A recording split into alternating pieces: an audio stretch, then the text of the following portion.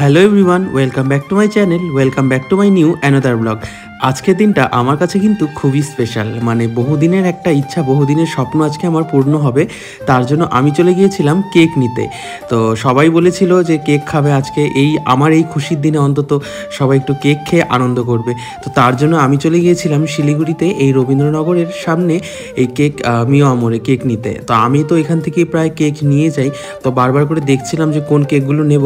তবে এগলেস কেকটাই আমরা বেশি পছন্দ করি, তার জন্য কিন্তু ভাবছিলাম প্রথমে এগলেসটাই নেব।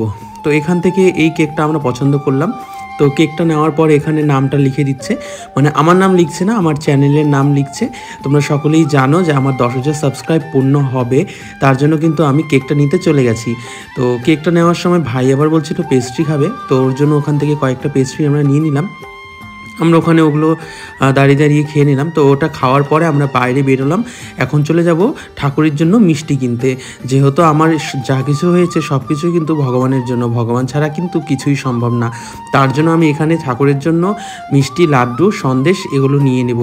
আর এগুলো নিয়ে আমরা বেরিয়ে গেলাম বাইরের দিকটায়। আর বাইরেই বেরোতেই একটা খুব সুন্দর মন্দির চোখে পড়লো। আমি যখনই এদিক দিয়ে যাই তখনই কিন্তু এই মন্দিরে প্রণাম করে যাই। তো তোমাদের সাথে আজকে এই মন্দিরটা একটু শেয়ার করলাম। খুব সুন্দর লাগে এখানের এই মায়ের মূর্তি।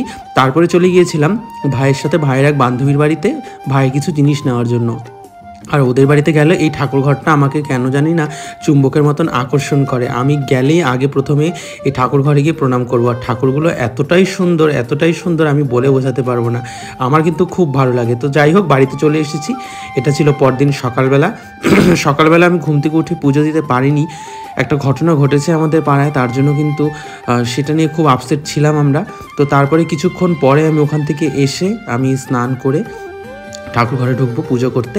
মায়ের পুজো অলরেডি হয়ে গেছিলো, তার জন্য আমি গিয়েছি পরে পুজো করতে। তারপরে আমি চলে গেলাম ঠাকুর ঘরে। আর ঠাকুর ঘর পরিষ্কার তো করার দরকার ছিল না, কারণ মা একটু আগে পুজো দিয়ে গেছে। আমি তার জন্য বসে গেলাম একটু পুজো দিতে।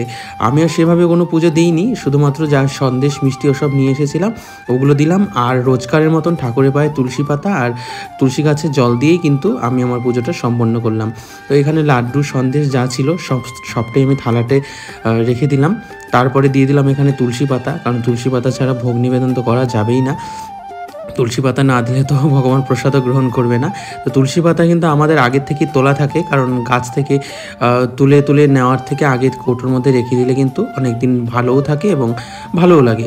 তারপর এখানে আমি ধরিয়ে দিলাম ঘিয়ের বাতি, কারণ আজকে ছিল মঙ্গলবার, বজরংবলী পুজো।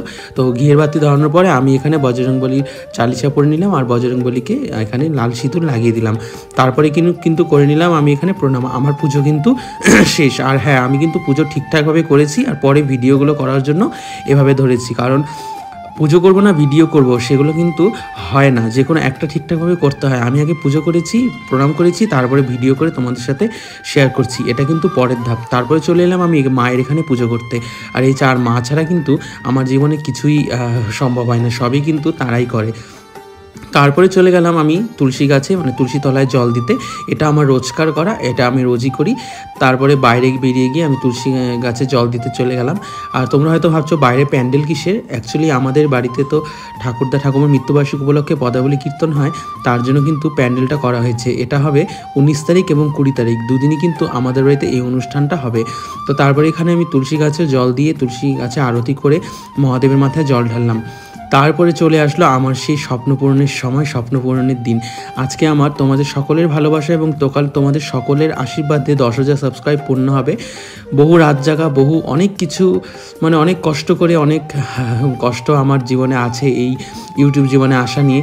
আমি কোনোদিনও ভাবতেও পারিনি আমার এতগুলো সাবস্ক্রাইব হবে। তোমাদের ভালোবাসা, তোমাদের আশীর্বাদ আমি এতটা পাবো, সবই কিন্তু ভগবানের ইচ্ছা, ভগবান ছাড়া কিছুই সম্ভব হয় না। তো এখানে দেখো আমার 10,000 সাবস্ক্রাইব পূর্ণ হয়ে গেছে। আমি এটা পরে তোমাদের সাথে একটু শেয়ার করলাম। যাই হোক, ভিডিওটা এখানেই শেষ করছি। তোমরা আমার পাশে এভাবেই থেকো, তোমরা আমাকে এভাবেই সাপোর্ট করো, তাহলে কিন্তু আমার 1 লাখ সাবস্ক্রাইবের স্বপ্নটাও পূর্ণ হবে। ভালো থেকো, সুস্থ থেকো, টাটা।